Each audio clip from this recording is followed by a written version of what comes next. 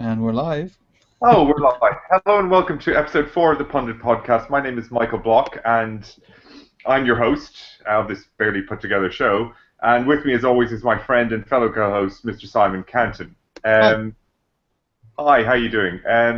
Okay, for our show today, we're going to talk about a little bit of news and opinion. We're going to talk about the passing of Terry Pratchett today. We're going to talk about Better Call Saul. We're going to talk about HBO and simultaneous launching of shows across different environments. And we're also going to talk about the new Daredevil trailer. We might talk about some other things as we get along, but that's basically the show list for today. And Simon, turning to you, there was news there a couple of hours ago. I saw it on Twitter. I actually saw it. Terry Pratchett's daughter, who's also a writer, a games writer. In fact, she was the author of the rebooted Tomb Raider game last year. That's how I heard the news, and then it sort of followed on Twitter. I read, obviously, there's a number of articles there today. Terry Pratchett died. He was 66. I have to admit that he wasn't a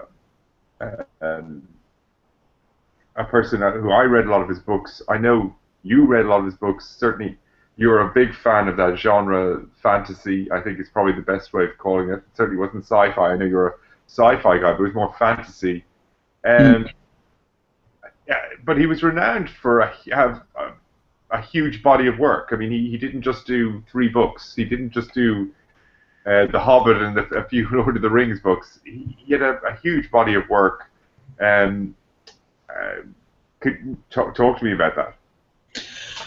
Yeah, so he's probably best known for the Ankh-Morpork series, where it's all set in the same city, but it follows different characters, and it's very comic fantasy. So it's kind of lighthearted and lots of jokes about how disgusting everything is and how horrible everyone is and stuff like that. You can probably see behind me I've got, I don't know, about 10, maybe 15 Terry Pratchett books just there. Like, comic fantasy would be one of my favorite genres, and Terry Pratchett is probably the biggest name in comic fantasy. Certainly my own books, I've been compared to him more than anyone else, because I've written some comic fantasy books, and if you write comic fantasy, you're compared to Terry Pratchett just because he's the leader of the genre. Uh-huh. And I read earlier he wrote 40 books in the Ankh-Morpork and Discworld series. And yeah, everyone I've read has been very good. Yeah, I mean, just on that, just for a little bit of sort of factual background, I'm reading from an IGN article written by Chris Tilley, and it starts by saying author Terry Pratchett has died following a long battle with Alzheimer's disease. The acclaimed novelist, best known for his Discworld series, was 66. It says here that Pratchett wrote more than 70 books, which sold over 85 million copies, translated into 37 languages, and his first novel, The Carpet People, was published in 1971.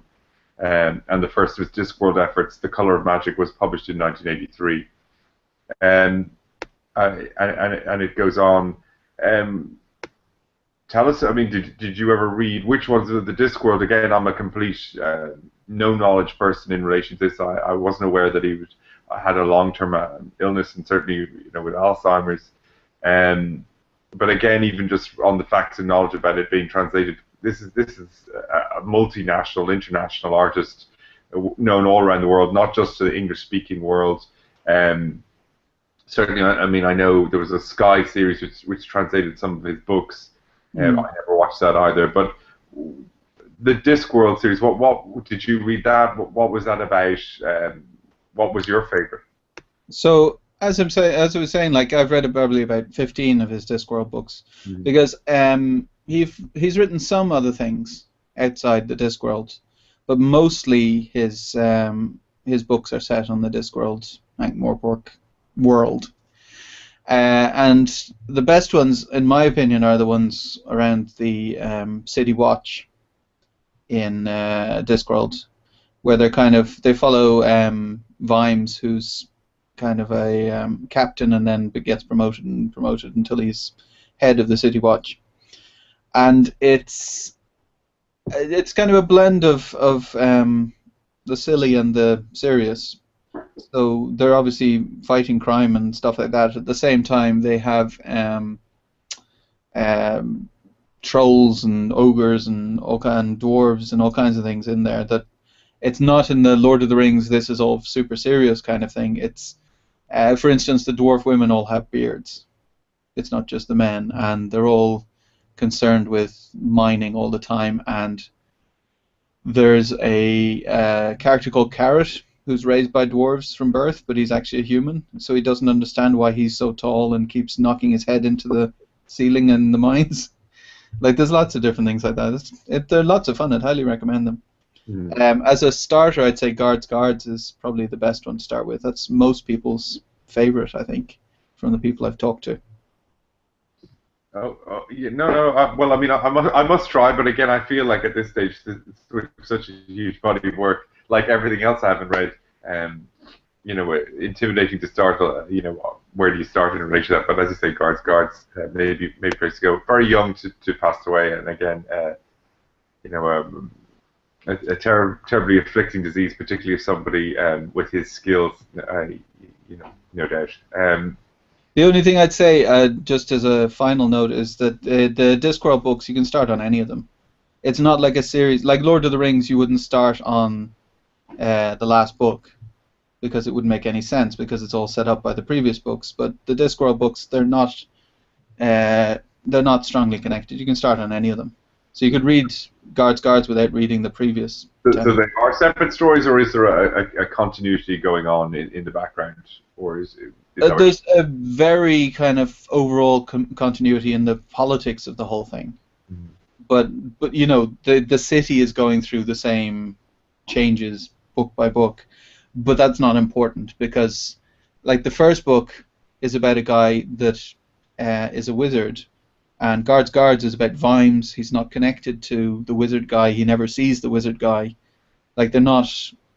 If you have a favorite character, there's only a few books in the series that'll even mention that character, and other books will talk about someone completely different, and your favorite character won't even turn up. So they're unrelated in that way. Okay, well, moving from a great artist to I suppose another great writer and great creator, Vince Gilligan. I think the second thing we wanted to talk about this week was Better Call Saul. I know you and I have both been watching it, and I suppose we're going to avoid any spoilers just for anybody who's watching this podcast. But I think we're 6 episodes in now, and I think it's fair at this stage to get a sort of an overall impression about what we think is or is not the quality of the show, and whether or not, and how impressed you are by the show so far, how impressed I am by the show. Most recent episode, I think it was entitled The 5-0, dealt with the character Mike Ehrmantraut, and he was obviously Mike is a character from the Breaking Bad series. Obviously, this is a sort of the Better Call Saul timeline is somewhat before what happens with Walter White and Jesse Pinkman in the start of Breaking Bad. This is a sort of precursor or prequel to that story. Certainly at the moment, there's sort of a shift in time at various points in the story, but we got to have an insight as to, without going into details, as to Mike, and it was a Mike-centric episode in that it effectively centered around his story.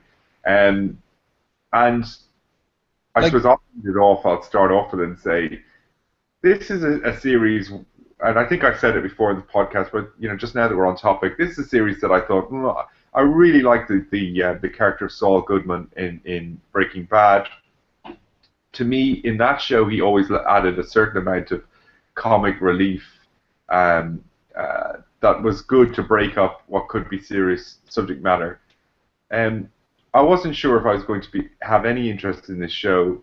From the episode 1, I knew that this was going to not just be some silly show with no substance to it, that it was going to have significant substance, that it was going to be very much like a Walter White story with as much backstory and raison d'etre built into the story. It was going to involve a character who was going to get himself into situations, um, and there are many similarities to how Walter White starts off his particular campaign, if you like, in Breaking Bad to this, doing different things, obviously, but this idea that the character is being pushed towards a certain destiny or fate by virtue of his circumstance. But the Well, quality of the show so far, I mean, to me, I have to say, and particularly after this different episode, it's quite different. Everything else has been very much centered upon Saul. Um, this one was just proving how good, um, from my point of view, in my opinion, the show has been to date. That you could literally take an entire episode about an offshoot character and just show the quality of the writing and the backstory.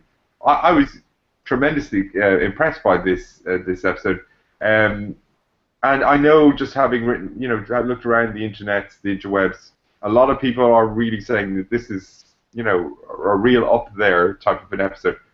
So I haven't spoken to you yet about it.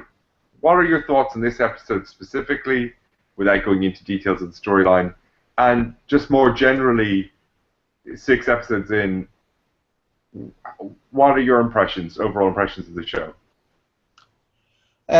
so this particular episode was interesting because it wasn't really a Better Call Saul episode. Like, it was kind of its own thing. It was. Like, there was a story from start to finish just with Mike. Like, Saul pops up, or Jimmy pops up Yeah.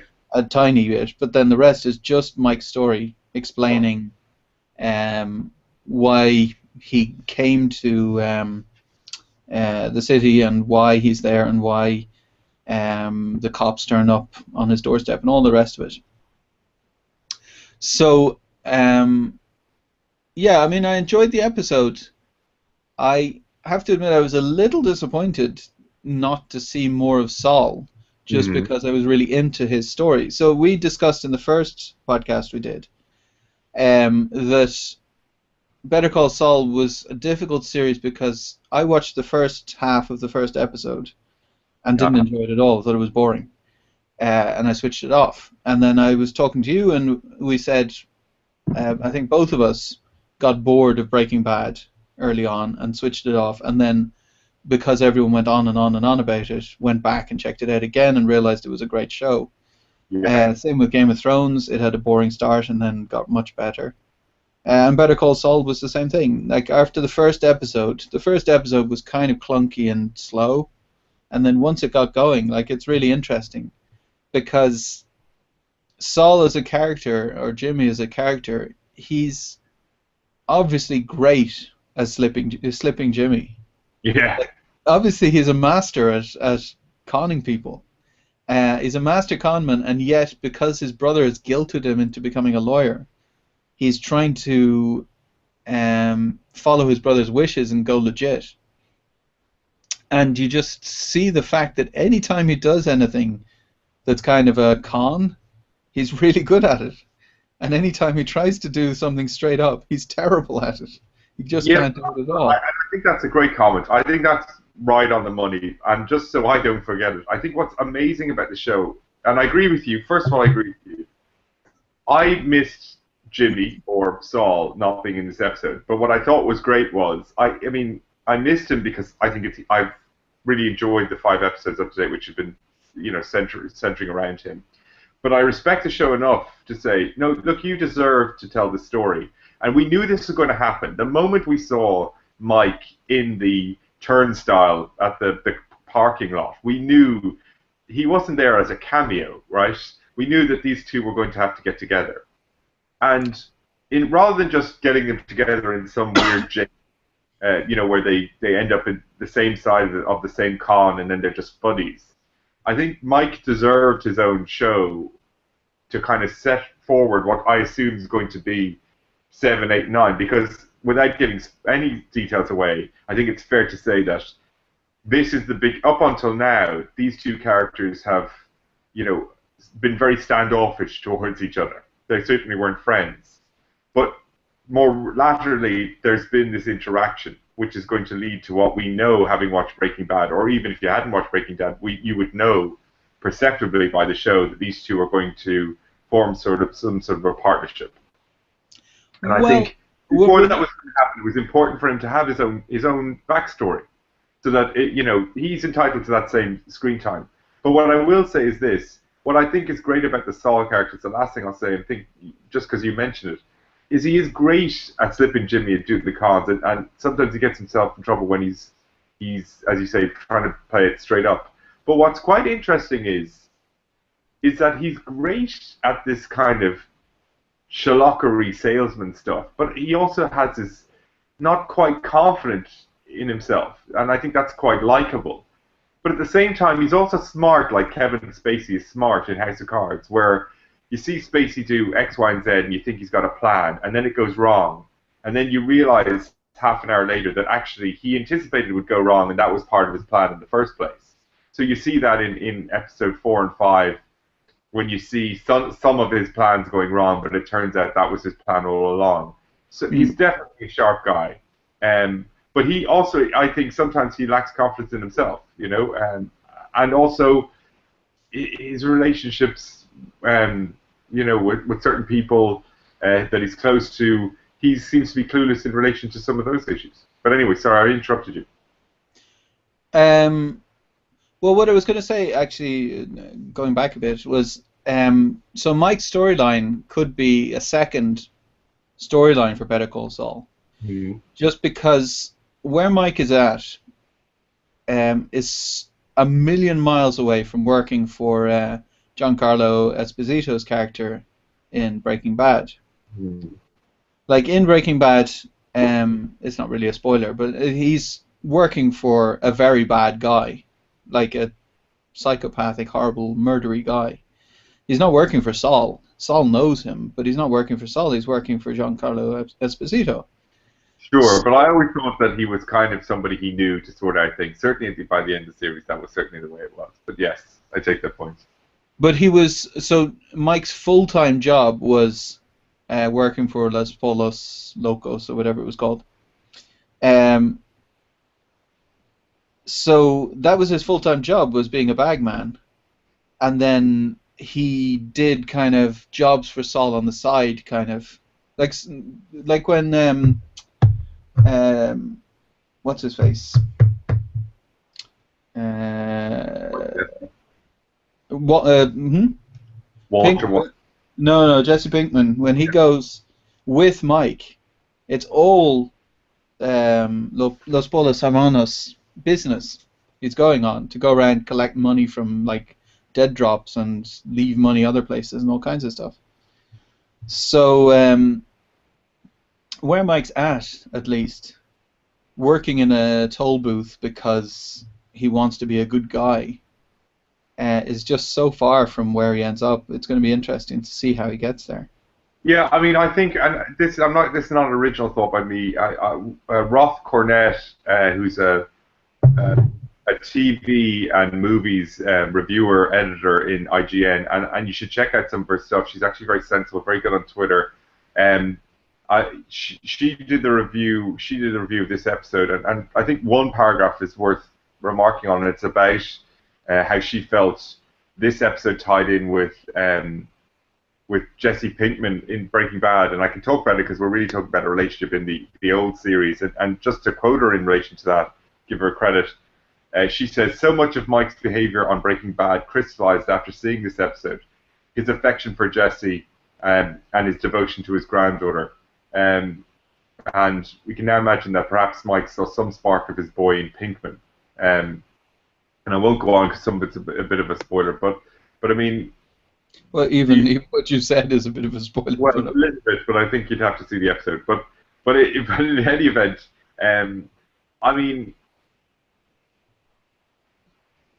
mean, did you get a sense of that? Did you get a sense of, oh, this is where he's at, or did you think it was a different character to the one you met in Breaking Bad? No, I mean,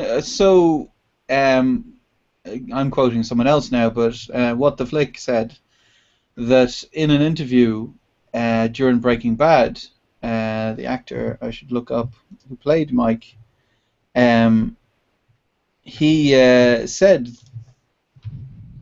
um, he was watching the granddaughter, or Mike was watching the granddaughter on the swings, Yeah. and he said, "Oh, that woman who collected my granddaughter, she's not my daughter." He said that to Vince Gilligan.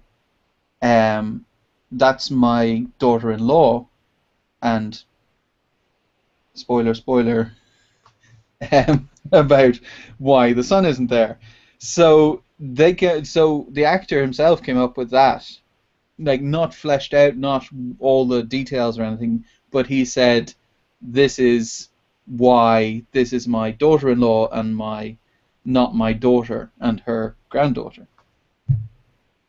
So that was quite interesting. So they already knew that in Breaking Bad in whatever Yeah. that was, season 3 or something. They already knew kind of what had happened. They just didn't know the details, and obviously the details now got filled in. And I think even even if you're not a Better Call Saul person, it's very interesting from a Breaking Bad perspective to have seen some of that. But I mean, how are we now? I suppose just to cap this off and to move on to the next topic. We've 6 episodes in, and I mean, I'm only on episode 5 of House of Cards. I'm taking it very slow.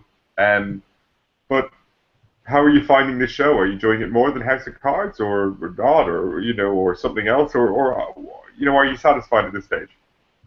Yeah, I think it's on. So if you look at season 1 of Breaking Bad, it was very good, but it didn't get the levels that it got later. Like, Sure. Breaking Bad was a strange series because it started off strong and then got stronger and stronger and stronger and stronger. It just got better, which is not normal for a TV show. Normally it gets weaker and weaker as it goes on. Particularly Uh, after 2 seasons is usually the so I would say Better Call Saul season 1 is about on the level of Breaking Bad season 1. Like, it's not at the level that they got to by the end of Breaking Bad, but I could well see season 2, 3, whatever. Like, I've heard that Netflix has already renewed it for the next season, yeah. and from what I heard, they were so enthusiastic that you nearly think they wanted to renew it for 5 seasons, just out of the bag, and just make it, just go make it.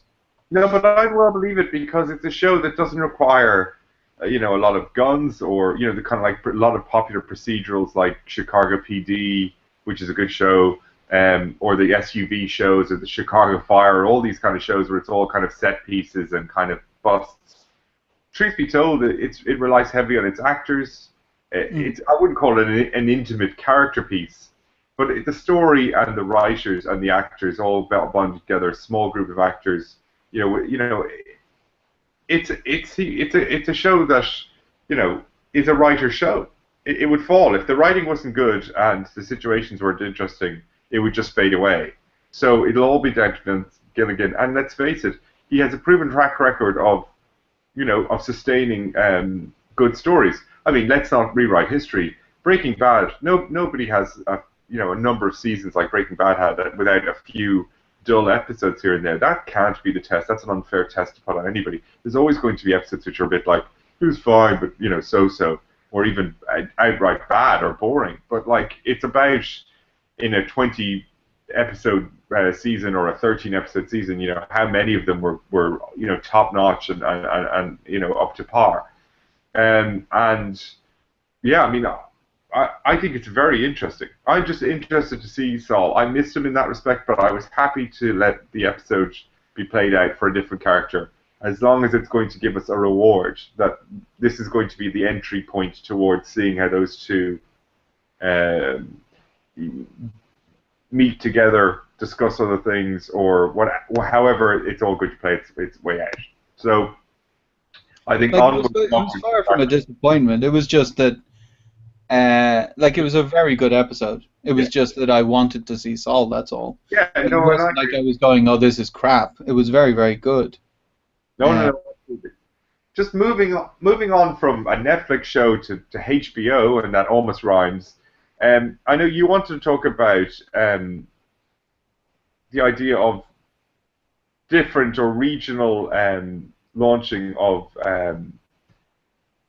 TV shows. And I think one thing that's in the news this week, or that I spotted on a Polygon article, was that HBO were considering, in a move to defeat piracy, simulcasting their episode of Game of Thrones when it launches very soon.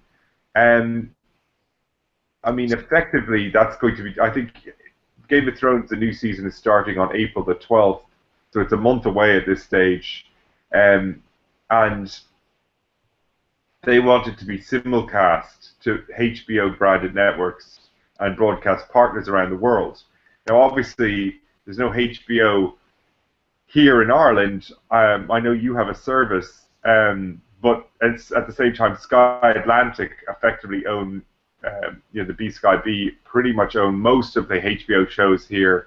They're usually shown the very next day at standard British time. It's not been confirmed yet, but certainly the article that I read, it's a Polygon article about HBO's efforts to thwart piracy, seems to suggest that places like Sky would be given the option of a simulcast. I certainly know that the season 9 of 24, which I know was only I think a 12-episode arc, the first episode was shown on Sky at the exact same time as in America.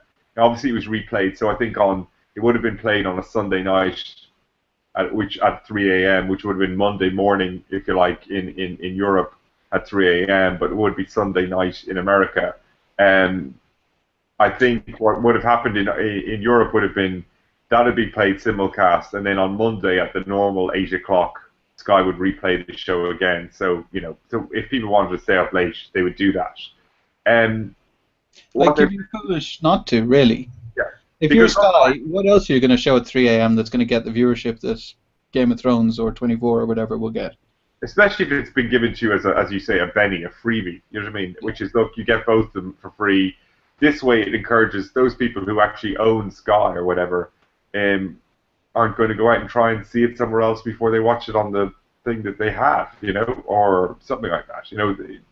It's available. The interesting thing to me is that this is part of a strategy that both Netflix and HBO seem to be pushing for, which is to break people away from their cable boxes. Because what they ultimately want, if you're, like I read somewhere that it was like $150 for a cable subscription in the US. Over here, it's probably a usual subscription would be 550 krona, which is probably about $80 or $90 maybe, per month. So that's a lot of money. You could pay for 10 subscriptions with that money, and probably get better shows and can watch them whenever you want instead. So what they ultimately want to do is get rid of the cable companies and stop the lock that cable companies have on people's entertainment, because then that's when you start getting all the subscribers. When people realize, oh, instead of $100 a month, I could be spending $20 a month and have both HBO and Netflix, and maybe even another one for another $10. Yeah, exactly. And I mean, I think the reason you want to speak about this is because what you're really questioning is regional differences, whether it be TV or movies. It just doesn't make any sense anymore. And I mean, that's coming from a background when, say, you and I were growing up, where TV shows, before the internet, TV shows would be shown here, and you'd have EOR, and you'd be 6 months behind whatever EOR was being shown in the States. You don't have, that was totally unacceptable now, because a lot of these shows are almost designed in an event environment, so it's all being Twitter Twitter feeds going on, etc. You didn't have that problem in the 80s or 90s, Exactly. In the early 90s, if ER was on and it happened to be shown a year before in the US, no one in Ireland would have heard of what happened or seen what happened or anything unless you really investigated. Like, you'd have to actively go out and find whatever had happened. Absolutely. If you talk about Game of Thrones, we mentioned before, like, when Game of Thrones is shown on April 12th, that means I don't get to go on social media for 24 hours until I watch it, because it'll be spoiled. I even noticed people were spoiling all kinds of stuff. House of Cards, Better Call Saul, all kinds of stuff. Yeah, I'm surprised. I mean, I'm very careful at the moment. I mean, I'm all on social media all the time, but I mean, I'm very careful to make sure, house guards don't look, they're going to say something stupid. Already, you see silly things, and people can be very insensitive about that. But I mean, certainly, I think we could say that since when we were growing up in the 80s and 90s, even movie releases being, months and months apart, that seems to, for the same reason of piracy, and you can only say that's the reason. And I suppose digital distribution is a lot easier now, and distribution generally is easier. But by and large, the differences that we would have had before are pretty much the same. So, and it makes sense. The idea that back in the 80s and 90s they'd have two different marketing campaigns at two different times. Nowadays, they could have one marketing campaign at one time and just really push it out the door. Um, In the 80s and 90s or before, there was a physical object that had to be taken to a different place. Sure. What they would do with a movie, for instance, was they would use the movie reels in America, and then they would wrap them all up and send them to France and Germany, say, and show the movie there, and then wrap them up again and send them to England, and then show the movie there, and then wrap them up and show them and send them to Ireland or whatever countries, whatever order it happened to be. Sure. Which was a reason why it was saving them money to not open a movie across the world at the same time. But everything's digital now. Who sends an actual physical tape anymore? I mean, there is no physical tape. So the only reason that they're still doing it like that is because big companies like that don't want to change something that's worked before. So they think, well, this is the way we've always done it, and if anyone takes a risk and it doesn't work out, they lose their job. So if you're working for HBO, you might have the luxury, because they're a smaller company, of a few executives going, well, listen, this is stupid. We're losing money to piracy for no reason. Let's combat that. But if you're talking about, like, I don't know, Fox movies or something, they're not going to risk that, because some executive going, hey, lads, why don't we just release across the globe at the same time and earn more money, is a big risk, because if they earn less than they expect to earn, that guy gets the can. Like, he's going to be fired. Sure, but I mean, the way things are now, if you wait too long, I mean, this thing will be absolutely ruined. I mean, like, you just look at the interview, the reason they launched, I mean, like, even when that got pulled from cinemas, it was kind of, it was on the internet before it got into cinemas, you know what I mean? Look at, famously, wasn't it Hugh Jackman's film, not Wolverine, it was one of those movies, X-Men movies, got released before they hit the cinemas without the CGI being done properly, like a real preview code. And I mean, that almost killed that movie. I mean, it did well, but like, it certainly took a lot of steam out of it. Well, anyway. I think the steam was gone out of it anyway, because they still keep concentrating on Wolverine, and I don't know about anyone else, but I couldn't give a hoot about Wolverine anymore. He's had like 12 movies. Go away. Bring another superhero out. Seriously. Let's face it, Hugh Jackman is the coolest man alive. So But not anymore, because he's jumped the shark on that. It's just been too much. Like, if he'd been Wolverine like 4 times, then you go, and then retired from Wolverine and not done Wolverine anymore, you go, oh, that was a great Wolverine. But after like the 12th movie, you're going, yeah, seriously, dude, you can do something else with your acting life. You don't have to be Wolverine. I didn't see that. I heard it was terrible. He's brilliant. He's fantastic. He carries the entire movie. He's fantastic. See ya. I can't stand musicals, so I think I've like 3 musicals in my life, so musicals aren't high on my list of things to watch. Yeah. Okay. I think moving from one superhero to another superhero. You wanted to talk about the new Daredevil trailer. Yeah. So I saw the original one. I've seen a little bit of this new trailer. What's in it that makes you go, ho ho? This is very interesting. So the reason why, I would never have thought of it. I think in one of the first podcasts, but I think we're excited for it. But what do you think? Sorry. So the reason I wanted to talk about it was because of the creator of the show.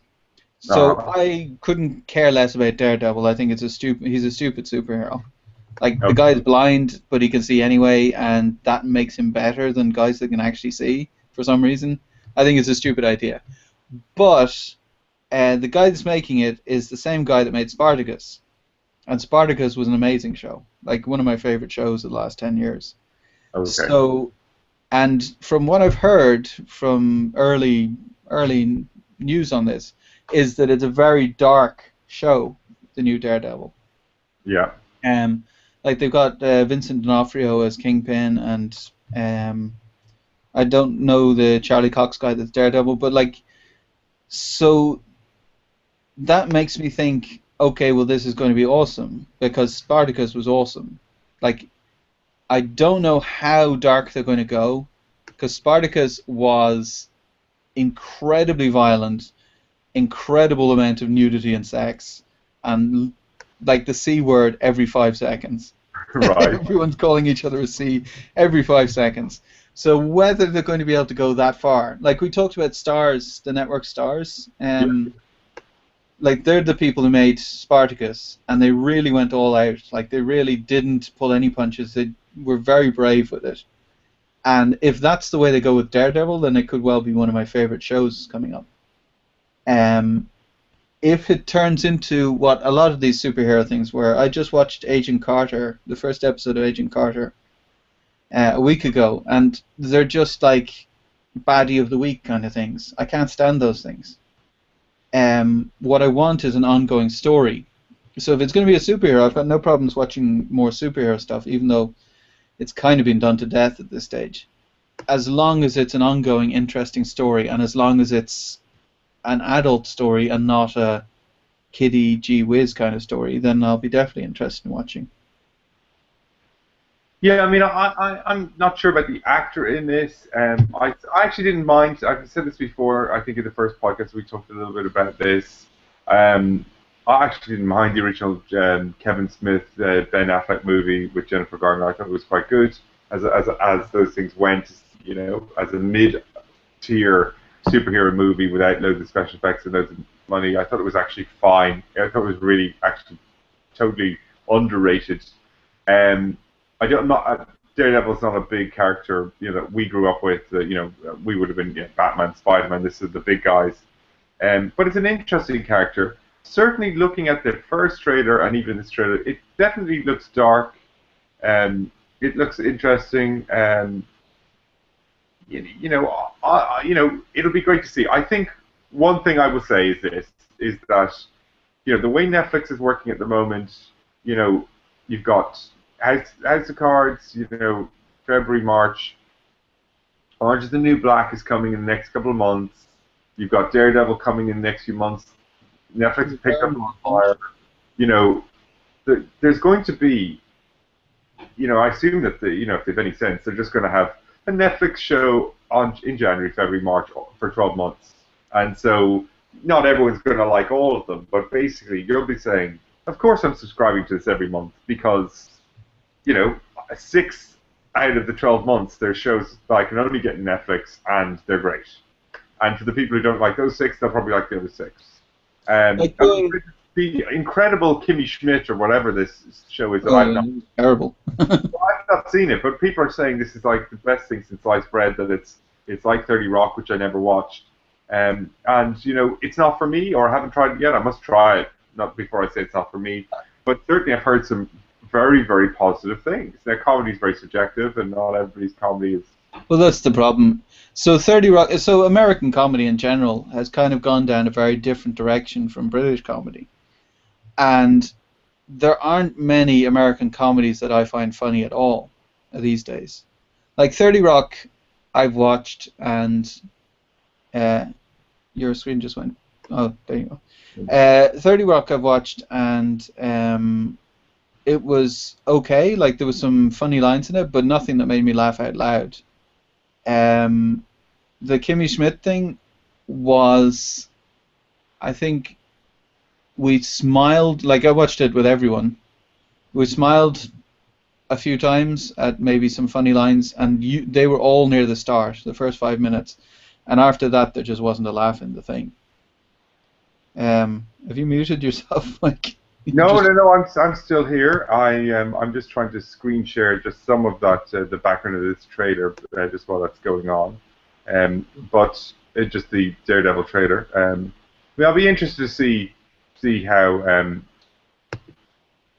I'll be interested to see how that show gets on. Kimmy Schmidt, I'll have to try it. I agree with you. Comedy is very hit and miss, and um, you it's know, just too like people's senses of humor. Like over here in Norway, the funniest thing for Norwegians in general, obviously this is not every Norwegian, is for a white guy, to put on blackface and pretend he's an Indian and put on an Indian accent. If you showed that on Irish TV, people would go, "Oh my God, that's the most racist thing we've seen in 30 years." But in Norway, it's, "Oh, this is a laugh riot. This is hilarious." Um, so it's very subjective. It's very down to the culture and that kind of thing. And Americans just have a different culture in terms of comedy than at least I do, anyway. Um, but what I was going to say was Netflix, for their shows, I think are misstepping a bit in that they have shows that are only in the US Netflix store, that are made by Netflix, that are being shown on subscription TV services over here that are not Netflix. So Cillian Murphy's in a new show called Peaky Blinders that came out like 2 or 3 months ago. yeah, but that I think that show was on BBC TV for a while, so I think it definitely hit. Piggy Blinders definitely have heard about it. I'm pretty sure. I'm not sure what show it was on, whether it was ITV or whatever, but it did seem to be on an um, But but that's my domestic point. show, you know. But that's my point. Netflix made a show, showed it on US Netflix as like their exclusive show, and then went, but the rest of the world, no, screw you guys. You have to watch it on terrestrial TV, whereas HBO is going the other direction and saying, how can we cut out terrestrial TV? Which I would guess is a budget issue from Netflix's part. They wanted to cover some of their costs by selling it to other people. But it's long term, I think, the wrong strategy, because you want people to subscribe to Netflix, not go, "Oh, hang on, the Netflix shows are going to be on TV anyway, so I don't need a subscription. I already can see them." Yeah, no, I agree with that. I mean, by and large, the Netflix model has to be something along the lines of, we have a lot of shows that are elsewhere, but they're reruns. They're here for you if you want them. But at the same time, Netflix is doing that, and also they've got their own shows, and they're going to try and buy exclusivity. And the truth is, I don't think they're competing so much with domestic television. I think they're going to try and be competing amongst themselves. And I think you know this yourself. HBO, the big competition is going to be who's going to win out of Netflix, HBO, if it goes internationally, and Amazon. And I mean, huge money's being invested in that. And actually, what we all want as a consumer is for them all to survive, and not for Amazon to kill Netflix or kill HBO or whatever it is. In fact, we want a strong HBO internationally. We want a strong Netflix internationally. We want a strong Amazon internationally, because then, people will say, well, I can't get. I think there's a show that won at the Emmys. It's a transgender show, Transigence or something like that, Transidence, and I mean it did very well, and it's only on Amazon, and that's their exclusive. Now, that's fair enough. They've spent money on that show, and they're going to lock it behind their paywall so that people will go for them. In the same way as they say, well, we can't get House of Cards. This is our House of Cards, and they're going to invest in that, and it's going to be good for entertainment generally. So we'll get different types of shows, not just silly procedurals or reality TV that we get domestic TV. I mean, domestic TV, no one can have any sympathy for. They've gone for the lowest bottom, the common denominator of by and large TV shows, and they only invest in stuff that is very safe. Well, there's 6 services over here in Norway, I think, approximately, and 2 of them are reality TV and police procedurals. Like, that's their whole thing. You subscribe for 100 kroner, which is like, I don't know, $14, and that's what you get. You get every type of reality show, and you get every type of CSI, SVU, whatever you want to watch. Because there's a particular type of viewer, and that's all they want to watch, is people fixing up someone else's house, and people getting set up on dates, and CSI obvious, the killer is obvious from the first 5 seconds shows. That's what they want to watch, and there is services for that, which means that if you subscribe to those two, it'll cost you $28 instead of costing you $90.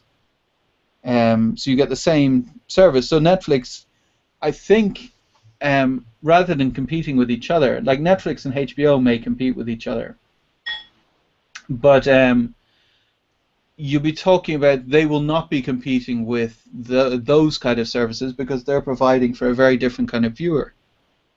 Right. Like, I think if Netflix learns its audience and HBO learns its audience, their HBO and Netflix, I think, are for the HBO at least is for the thinking person's kind of show. Like, all of them have, there's no show where it's just, you know, stupid popcorn thing on HBO. They don't really have a show like that. Whereas Netflix is kind of more of a general thing where you might subscribe to the reality TV one and Netflix because you get all your reality TV and you get all your Friends episodes, 10 seasons of Friends or whatever on Netflix, and then you get everything you want to watch, or Big Bang Theory or How I Met Your Mother or whatever it happens to be. So that's the way I would look at it, and I think if Amazon are smart, they'll be looking at a way they can carve out their own niche. Because quite apart from the money issue, you only have so many hours in the week when you can watch TV. And if Netflix has, like House of Cards, for instance, when that came out, that's my week of watching TV, basically. Like, it's whatever it was, 13 episodes, 14 episodes, or whatever it was. That's all I watched that week. So if I was subscribed to some other service and Netflix kept producing quality shows like that every month, or even twice a month, I would go, okay, well, I don't need the other service because I'm not even watching it.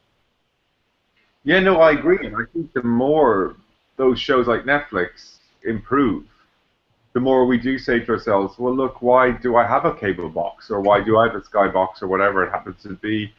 I certainly know from my experience that when Netflix first came here, I forget what year it was, I got a 30-day trial like everybody else. I tried it for free. I wasn't hugely impressed by the content at the time. It didn't have its own shows. It kind of was replayed stuff. And also, I don't think broadband was great, and the bandwidth wasn't great, so occasionally you get issues. And I was like, I have all these movies. I bought them all, and the rest I don't want to watch. A couple of years later, I came back and got another free trial, and I think I've been signed up since. It's a different environment now. They've come back and they've competed, and nowadays people are going, it's £7 a month. Why am I paying 30 quid to Sky Movies? Well, I'm not. Why am I paying 30 quid to Sky Sports? Maybe all I want is, BBC and RTE, or the domestic news channels where you might have some live domestic kind of shows, and then I just want my iTunes or my Apple TV or my Netflix or whatever on-demand sort of stuff that you want. I think that's certainly the way the future. I agree with you. People want to pay and are prepared to pay a premium for the stuff they want, rather than paying, as you say, a package, which is kind of cheap, but in fact, you're paying 30 quid or you're paying 60 quid a month for 4 channels that you actually want, and then 42 channels that you've no intention of ever really watching anymore, Well, I think the audience is divided in whatever percentage it is, but in two, basically. That you've got the people who are just going to watch whatever's on, and it doesn't really matter because usually they're two-screening, they're on their phones anyway.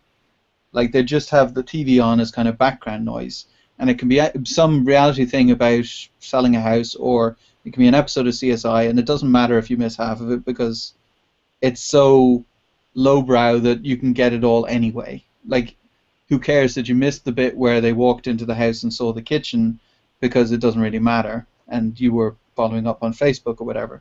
So that's one part of the audience, and then the other part is the people who are realizing that they don't have to watch any crap TV ever again Yeah.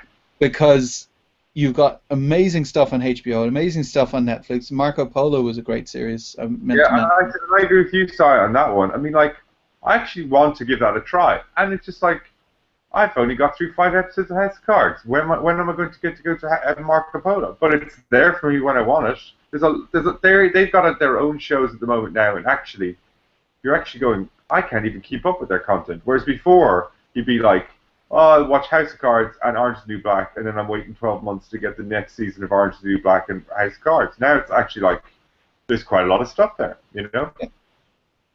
So, for me at least, in the Norwegian region, we have slightly. I think a lot of people have said the UK and Ireland, Netflix is now the best. Yeah. Netflix, competing even with the US one. I found the Canadian one is pretty good. They have movies quite soon. But what I was going to say is that even the Norwegian one is starting to get better. Like they launched not too long ago. I mean, it was only a couple of years.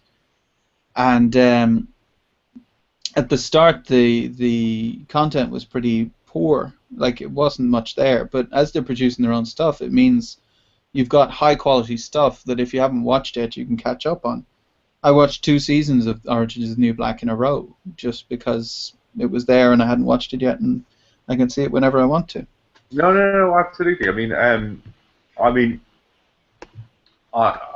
all I can simply say about the show is just on my experience that is I did try Netflix America for a while, and because it's a time when you could do that kind of easily. And it was quite good because they had a lot of TV series that we didn't have here in sort of the UK and Ireland. Like they had a lot of modern TV series quite quickly.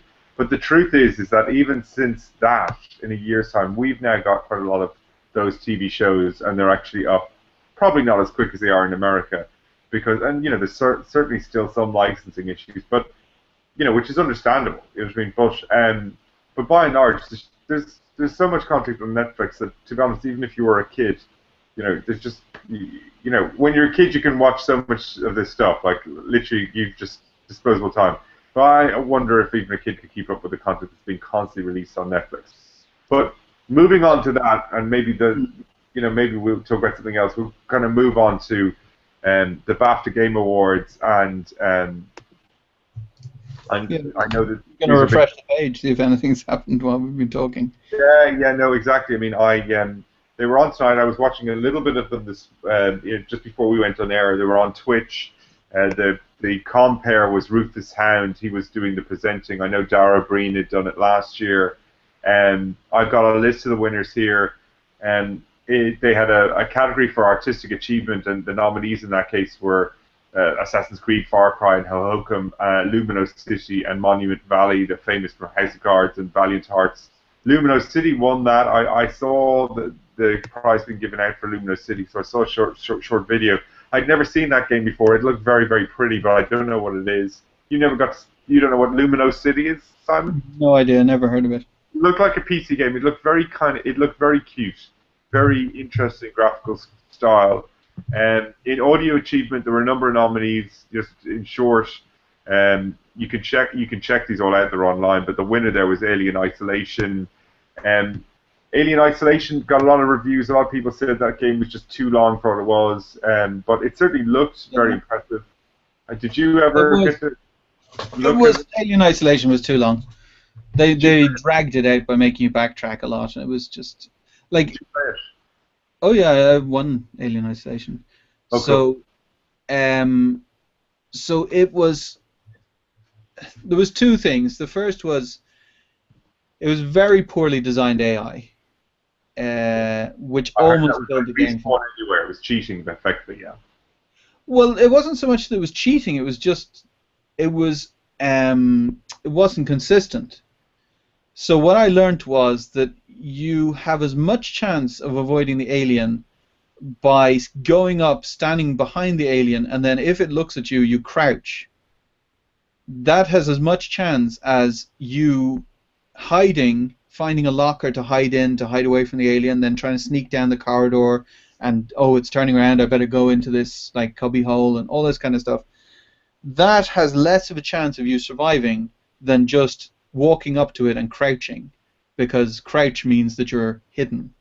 Like, and once I realized that, the game became a lot more enjoyable because I'd done the same section probably 15 times in a row and was completely pissed off with the game and ready to throw it, like completely stop it.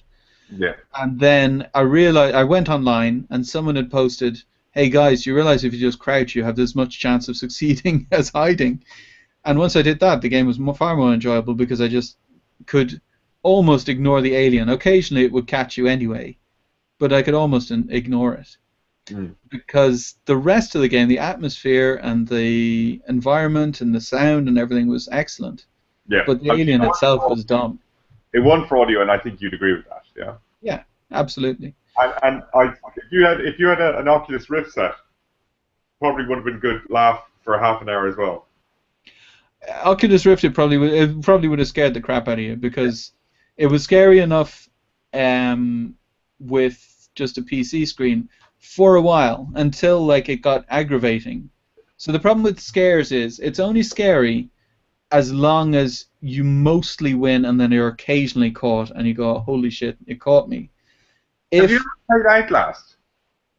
No, I've seen people play it like on Teens React and stuff, but I haven't played it myself. Yeah, I mean, it's a game I can barely play because I'm just too scared to play it, even though it's not as scary as that. Oh, well, okay, that's interesting. On to the next category in this list, best game. Bit of a controversial winner here. Destiny has been voted, it got the BAFTA. I only know the title. I don't really know what it is. Destiny is the Bungie shooter with the. Oh, it's on consoles only. Okay, that's why I don't know. Yeah, consoles only. So it's Bungie obviously made Halo back in the day, and this is a sort of an always online, well, multiplayer shooter kind of MMO type of thing. It got a lot of middling reviews, although it's hugely popular amongst its community. But it seemed like a lot of the reviews said it was a stripped out game with very little content that was going to be eventually resold to you by way of packs and maps. Oh, I frickin' hate that crap. Yeah, it got a lot of throwback. I'm surprised it got best game, but what was weird about it was, despite the fact there's a huge amount of criticism and that it wasn't a full game, the people who played it just seemed to love it and seemed to continue to be playing it months on. So props to that. It's a new IP, so fair play to them that. Best British game went to Monument Valley. I mean, again, this is a mobile handheld iOS type of game. Cute picture. It looks cute. It kind of looks a bit like Fez, and it looks like a puzzle Escher kind of puzzle platformy type of stuff. Debut game, Never Alone was the winner there. It's a game I've played and completed. It's sort of it's weird because it's a very pretty game. It's got a good aesthetic. It's about this sort of tribe, Alaskan tribe. It's about this young girl and her little wolf dog, and it's got a lot of video segments about that area. Living in sort of that area.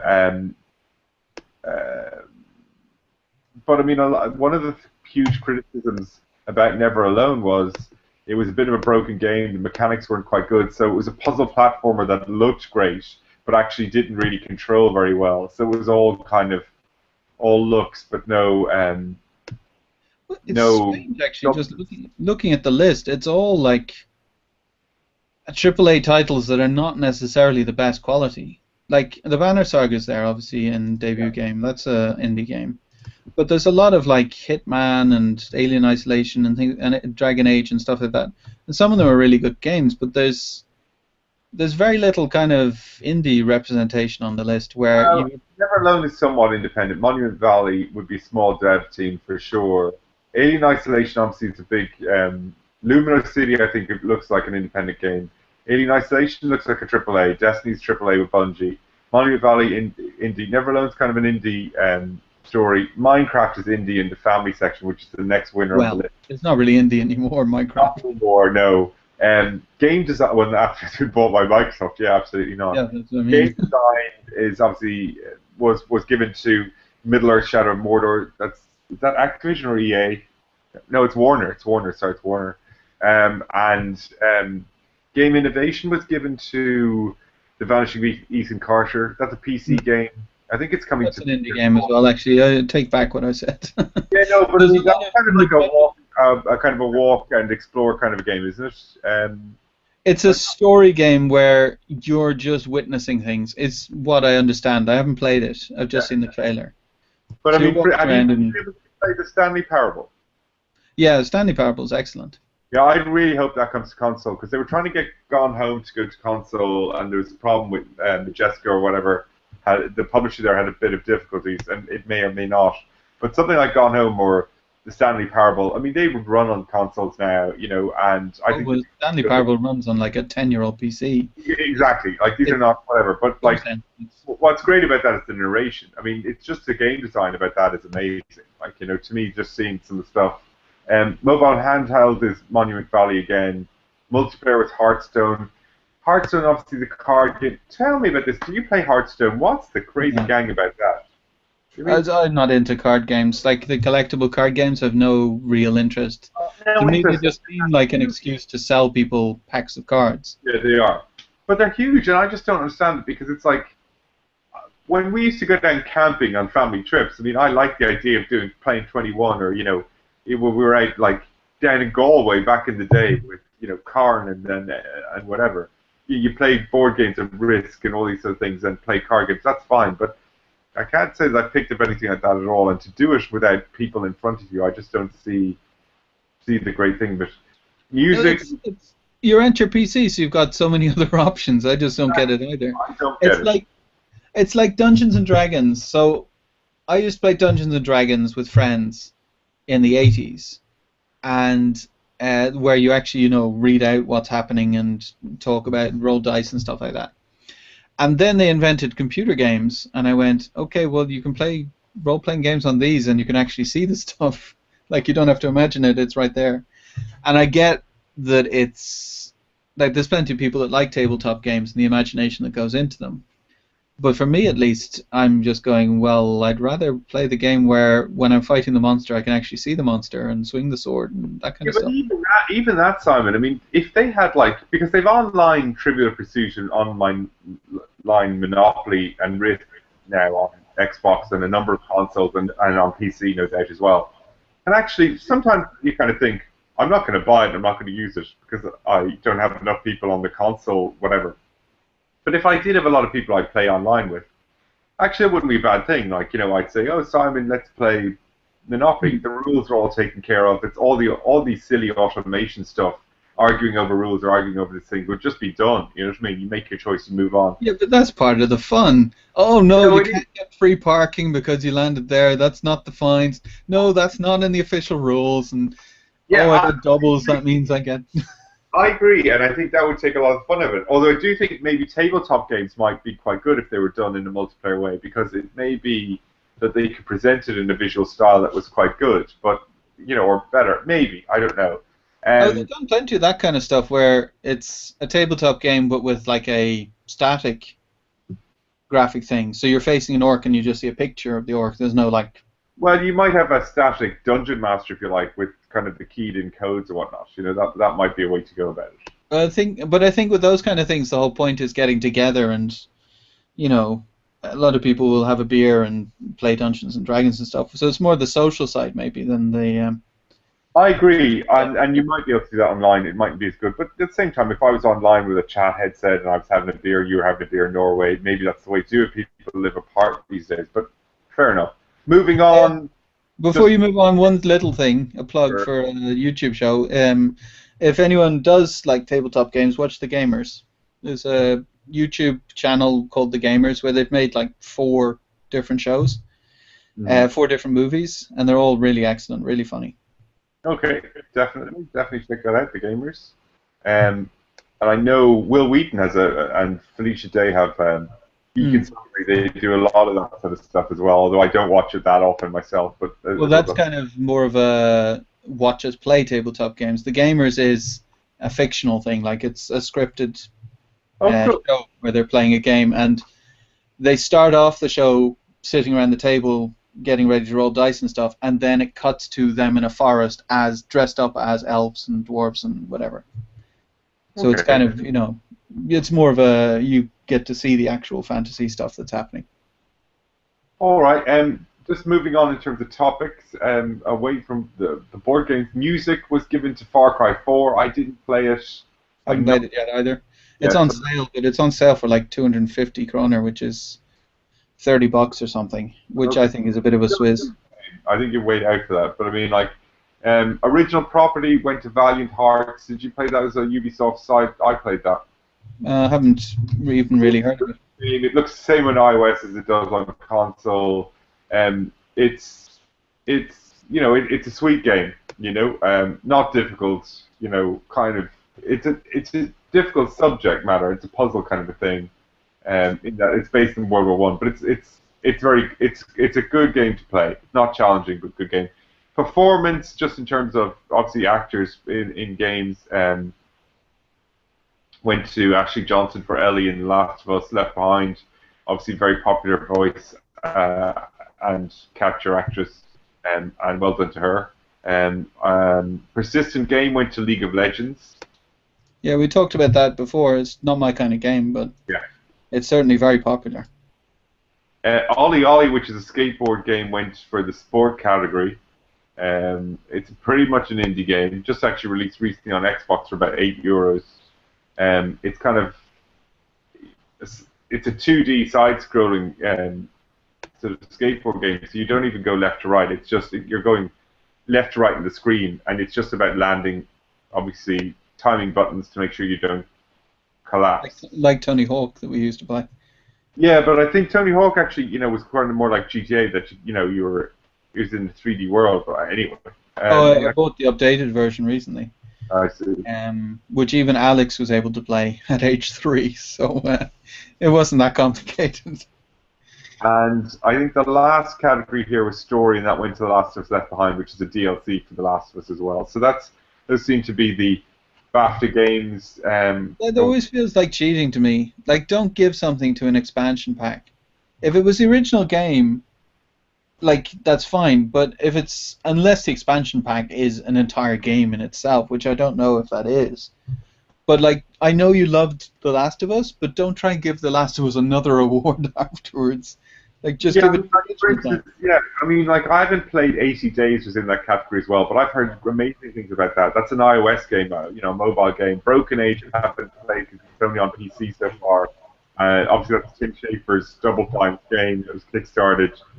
I think that's the one Elijah Wood does. Yeah, The I voice played of- it. It's very interesting. They're actually 6 months behind now on the second part. Yeah, maybe that's what The Wolf Among Us I played, which is another Telltale game that was in that category, was very good, and we'll see. I mean, again, just a note on that, if you do play any Telltale games at the moment, Tales of the Borderlands, they released episode 1 of their Telltale version in November, and it still hasn't got episode 2, so like it's been 4 months. The episode 2 is coming out next week. But I have to say, it is really, really good. It's really humorous. I think you'd enjoy it if you ever get a chance to play. Because I'd say in a few weeks' time, episode 1 will probably be free to get everyone to try and buy Telltales 2, 3, and 4. That kind of way. So definitely worth that if you ever get a chance. You were saying though you hadn't played the original Borderlands. What I'd wonder is, like, I played through Borderlands 1 and 2, and by the end I was kind of like, okay, I get the humor. Like, it's the same kind of jokes over and over. Yeah, but this is the point-and-click version of it. But it's funny enough you say that. Yeah, this is obviously the Telltale version of it. So it's in the characters are in different worlds. It's not a first-person shooter. Funny enough, the Handsome Jack collection is coming out at the end of this month. So there's a redux versions of the original Borderlands. Who knows? I might even end up buying them. But that's the BAFTA Game Awards, the awards show for those awards were given out today. Some interesting things. Nothing too, as you say, it was all a bit of a safe choices on that. I'm not sure if anything was out there. Some unusual choices as well, but that's their prerogative. I'm not even sure whether they're peer review or how they're even determined. So I'm not really sure how that, whether that's voted on. Is very skeptical about those things, and not like IGN in particular, but like the awards things in general. Like, Well, if it's yeah. Well, oh, sorry, yeah, BAFTAs and But I presume on any the Game awards Awards they things. have a peer group thing, so I don't know.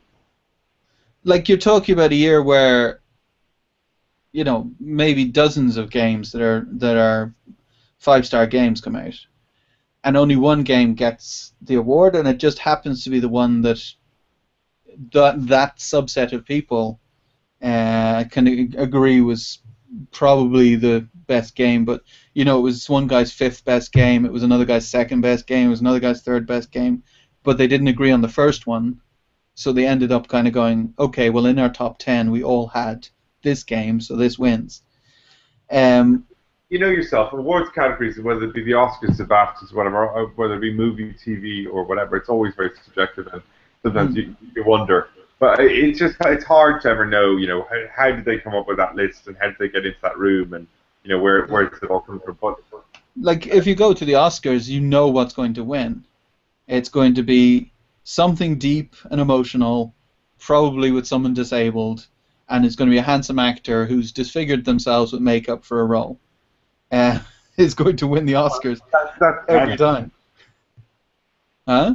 What'd you say? that can definitely be. I mean, certainly there's plenty of Oscar winners who come in within those categories, for sure. So you would never get like a comedy winning the Oscars or anything. So you can have the best film that year in a lot of people's opinions, and you would never stand a chance of winning the Oscars. So the BAFTA Games Awards, I've no idea what kind of way they go normally, but it's very difficult for any awards show, I think, to kind of. It's hard as well. I mean, I also think this has been a year where there were a lot of big AAA titles with broken games launched, and so maybe they didn't want to reward anybody with that.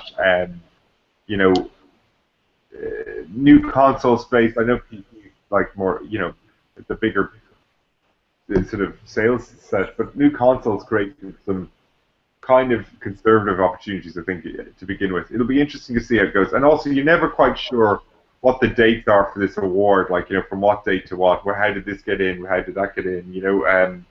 So, Well, you know as well that they have to look on their viewership as a show and realize that if they nominated 5 indie games in a category, or if they nominated just indie games in all their categories, they thought they were the best games, no one would tune in because no one would have played them.